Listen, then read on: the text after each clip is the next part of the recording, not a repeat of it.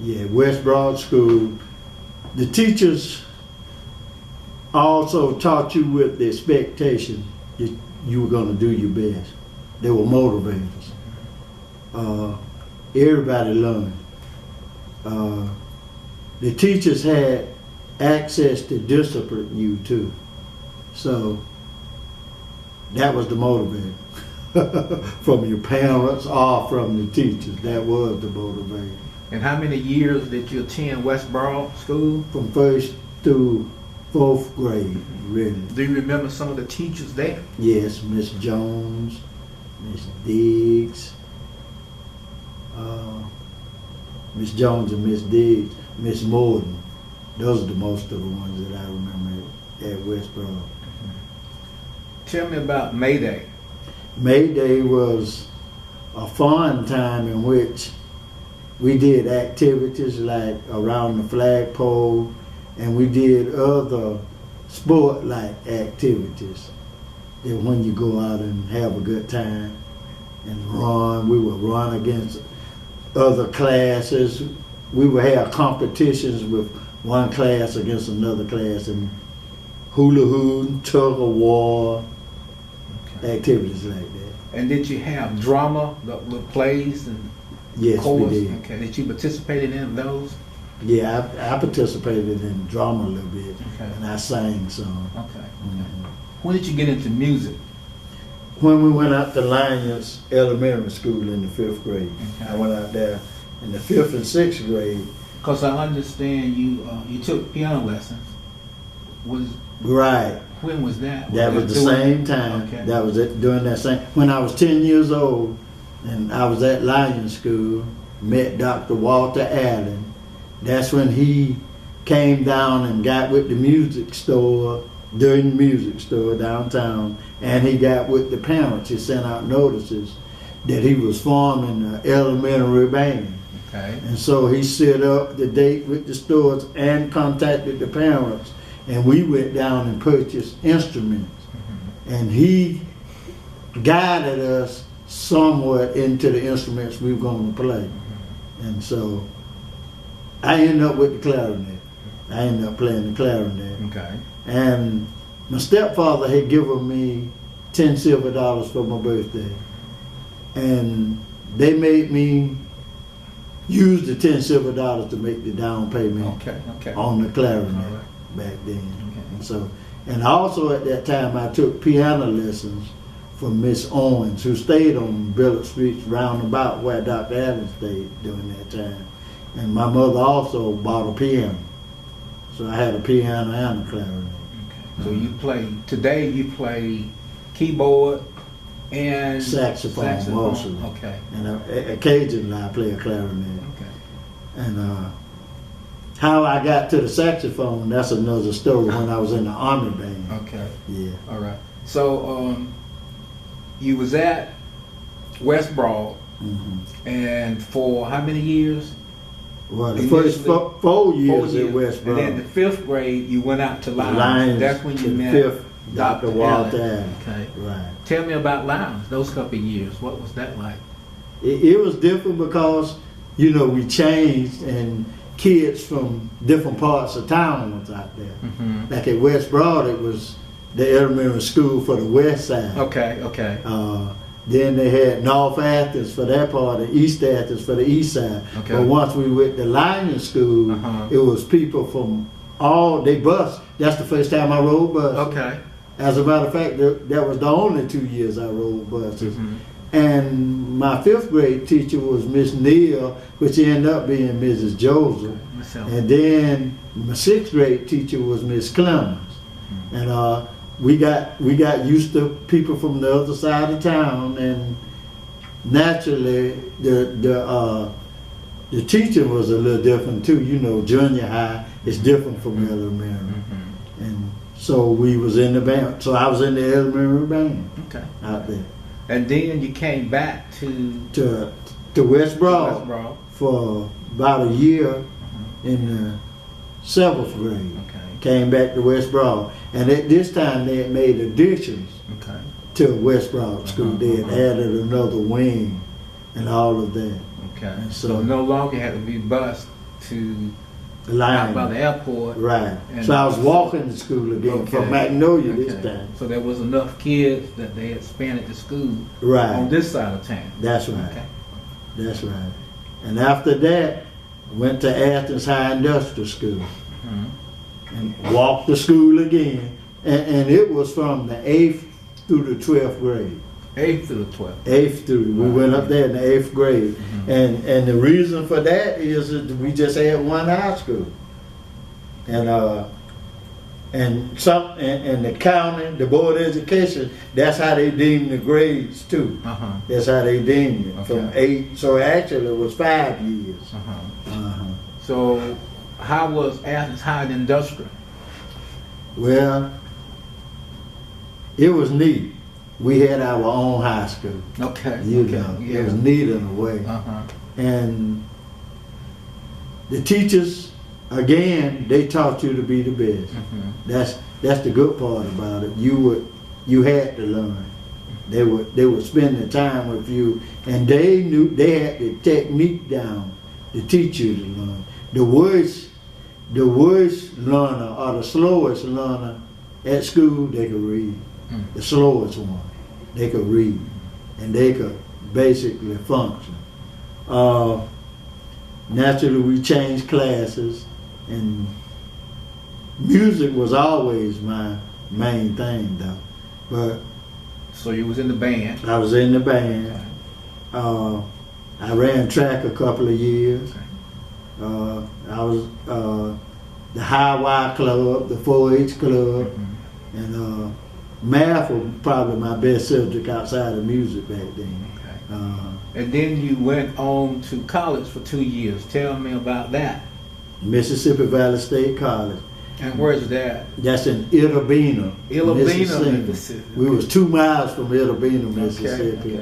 7 miles from Greenwood, and about 10 or 15 miles from Greenville, Mississippi. So tell us how you ended up going there.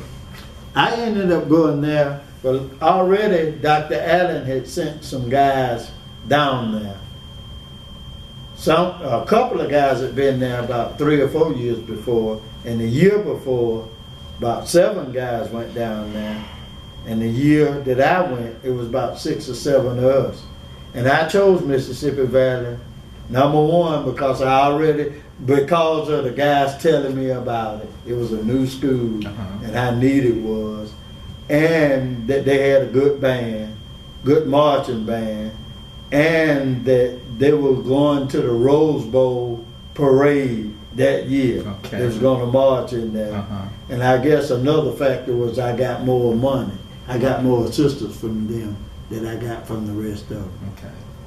So there were about 15 of you out there at Mississippi Valley. Yeah. All right. From Athens. From Athens. Yeah.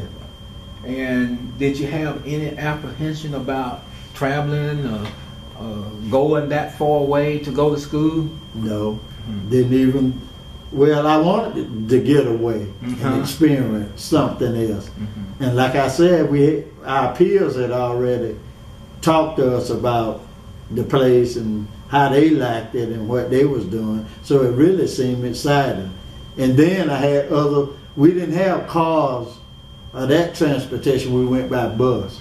So what we did, we met up with the other people who were going, just had followed their lead. And you were in the band out there also? I was in the band. Okay. I was in Mississippi Valley State College band. And you majored in music? I majored in music. Okay, so you did that for 2 years? 2 years. And then you came back to Athens? Right. And what did you do then? I came back, I got married. A month later, the United States Army drafted. Okay. And Vietnam was going on. So they were drafting. So I got drafted in February of '67. I got drafted in the United States Where Army. did they station you initially? Initially, I was stationed at Fort Benning, Georgia. I did my basic training, which is fighting, at Fort Benning, Georgia. My advanced training, I was going to be a supply clerk with the combat engineers. Where they did it, now you take the test before you go in the Army. then they drafted you, and you took an aptitude test to see what you were kind of suited for. Okay. Number one is fighting, but then they got other positions, you know, like clerical or whatever, clerical, medic, mechanics, drivers.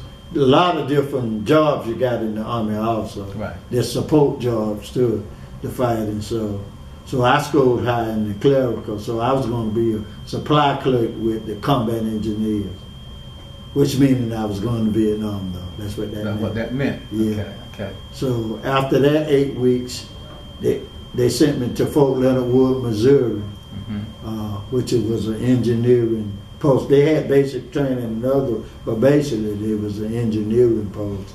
And usually you stay there about 5 or 6 months and you're gone to fight.